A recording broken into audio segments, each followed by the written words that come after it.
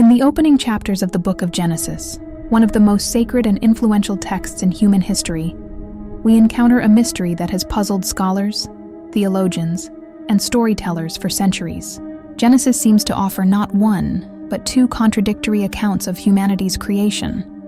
In the first chapter, verses 26 and 27, God declares, "Let us make mankind in our image, after our likeness." And so, both man and woman are created simultaneously, equal and united in their origin. There is no mention of dust, no rib, no hierarchy, only a vision of humanity, male and female, born together in divine likeness. But in the very next chapter, the narrative changes. Here, God forms man first, shaping Adam from the dust of the earth and breathing life into him. Adam is placed in the Garden of Eden to tend its beauty. But soon God realizes that it is not good for man to be alone. Animals are brought forth as companions, but none suffice. So Adam is placed into a deep sleep, and from his side, his rib, God fashions the woman Eve, his partner and helper. Two stories, two creations, two origins for woman. And from this tension arises one of the most enigmatic figures in religious tradition, Lilith, the woman before Eve. The first woman ancient rabbis noticed the contradiction. If man and woman were created together in chapter 1, but Eve only appears later in chapter 2, then who was the first woman? Who was Adam's companion before Eve? To solve this mystery, Jewish tradition devised a story, one that gave life to a figure both feared and misunderstood. The woman created at Adam's side, equal to him, was said to be his first wife, but she was not content to bow, to submit, or to be ruled. She resisted Adam's authority and claimed her own independence. This woman would later become known as Lilith. Lilith is not named in Genesis. In fact, she barely appears in the Bible at all. But across centuries, in folklore, legend, and mystical writings, she emerges as a symbol of rebellion, of danger, of female independence twisted into demonic form. Lilith's ancient origins, the roots of Lilith stretch back far before the Bible. In Sumerian and Mesopotamian mythology, we find beings called Lilatu, female night spirits who preyed upon men and children. They were connected to storms, the desert, and above all, the night. In some traditions, they were considered succubi, demons who seduced men in their sleep.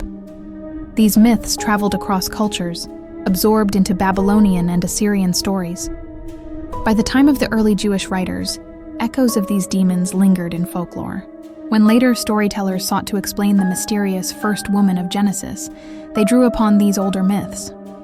Lilith became not merely Adam's lost wife, but a demoness of the night, blending biblical speculation with ancient pagan fear. The alphabet of Ben Sira. The first full story of Lilith as Adam's wife appears not in the Bible itself, but in a medieval Jewish text known as the alphabet of Ben Sira. This work, written around the 8th to 10th century, is partly satirical, partly mystical, and certainly controversial. According to this tale, Lilith and Adam were created from the same soil, at the same time. From the very beginning, they were equals, but equality proved to be a source of conflict, particularly in their intimate life. Adam insisted on dominance, always taking the superior position. Lilith, however, refused. She claimed her right to equality, even in the marriage bed. When Adam rejected her demands, Lilith spoke the ineffable name of God, a power no mortal should utter, and with that, she fled the Garden of Eden. She escaped to the shores of the Red Sea, leaving Adam behind. Adam complained to God, who then sent 3 angels, Senoi, Sansonoi, and Samangaloth, to bring her back. But Lilith refused. Even under threat, she would not return to Adam's side. Instead, she struck a bargain. She would become a destroyer of children, a danger to newborns, unless they were protected by an amulet inscribed with the angels' names. From this story, Lilith's image darkened. She was no longer simply Adam's lost wife, but a demoness who preyed on infants and seduced men. Amulets invoking the 3 angels were used by Jewish families for centuries, hung above cradles to guard against her touch. Lilith as child killer and demon in Jewish folklore, Lilith became the terror of mothers. It was said that she prowled in the night, seeking out infants in their first days of life. Male babies were vulnerable until the 8th day, when circumcision marked them as children of Israel, while girls were threatened for 12 days. Lilith's defiance of Adam became linked with her hatred of children, the offspring she might have had within Eden but never bore. In some legends, she gave birth not to human children, but to countless demonic offspring, fathered by dark spirits. Every day, one of her children was killed by the angels, and in return, she was allowed to wander the earth, unchecked but diminished.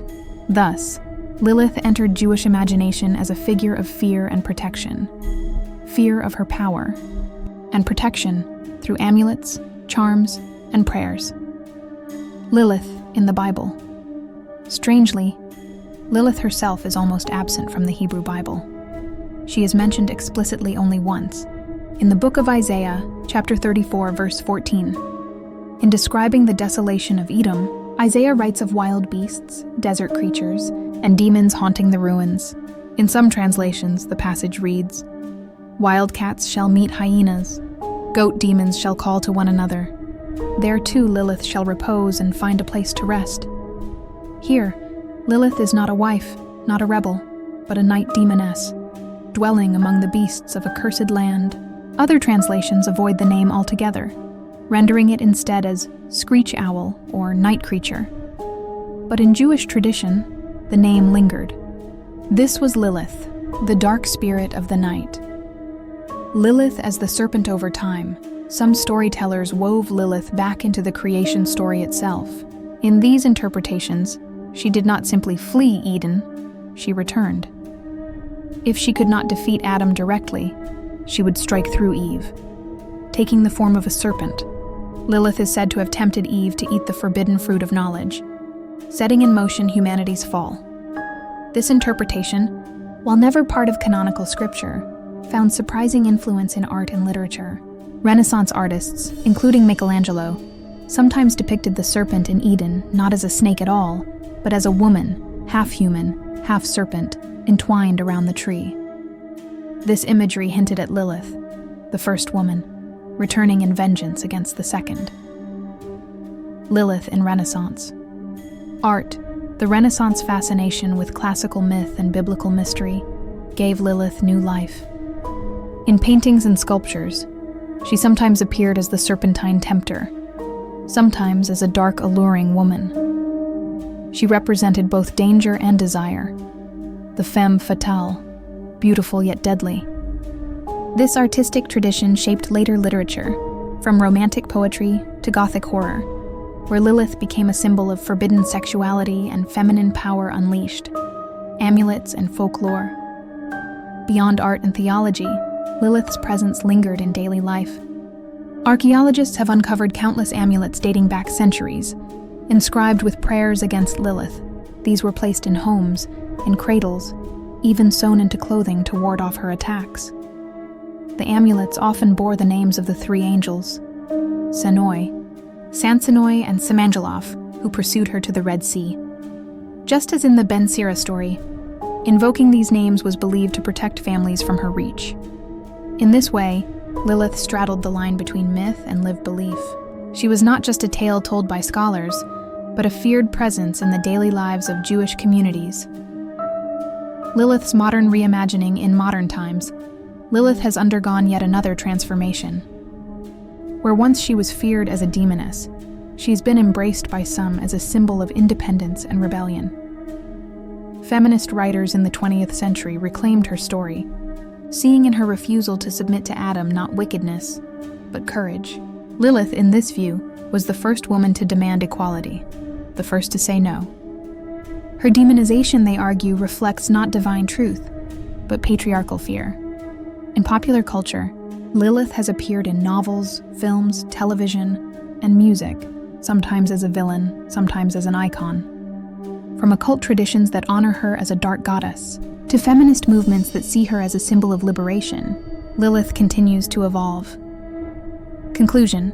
From a textual contradiction in Genesis, a legend was born. Lilith, the woman before Eve, became a demoness of the night, a seducer of men, a killer of children, and later, an icon of rebellion and independence. Her story reminds us how myths evolve, absorbing the fears and desires of every generation. To some, she is a monster lurking in the shadows.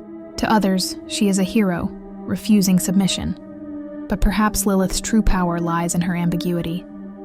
She is not confined to one meaning, one role, or one age. She is at once ancient and modern, terrifying and inspiring. And so, Lilith endures. Not simply as Adam's first wife, not merely as a demoness, but as a reflection of humanity's deepest struggles between authority and freedom, obedience and defiance, fear and desire.